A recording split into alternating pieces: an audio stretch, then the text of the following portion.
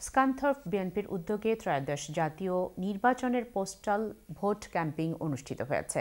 বিস্তারিত জানাচ্ছেন আমাদের স্কানথর্প ও হাল প্রতিনিধি জামাল আহমেদ। ক্যামেরায় ছিলেন আব্দুল্লাহ আল আজিজ। স্কানথর্প বিএনপির উদ্যোগে স্কানথর্প বাংলাদেশি কমিউনিটিকে ত্রয়োদশ জাতীয় নির্বাচনে ভোটার হওয়ার আহ্বান জানান। এ সময় উপস্থিত ছিলেন শহীদুর রহমান জামাল, সাবেক ডেপুটি মেয়র মাসুক আলী, আব্দুল্লাহ আল আজিজ, শাহ আক্কাস আলী, আক্তার চৌধুরী, মিজান রহমান সহ আরও অনেকেই। অনেক সময় আমরা অনেক ট্রাই করছি, কিন্তু এই সুযোগ পাওয়া যায় নাই।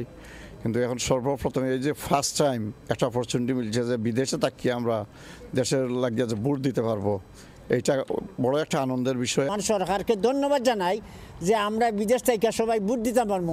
আমরা প্রথমবারের মতো ভোট দিতে পারায় আমরা অত্যন্ত আনন্দিত। থ্যাংক ইউ স্কানথর্প বিএনপি, আমরা যে ভোট দিলাম ধন্যবাদ, আমরা সুযোগ পাইছি, এখন আমরা খুব আনন্দিত। দেশের সীমানা পাড়ি দিয়ে এখন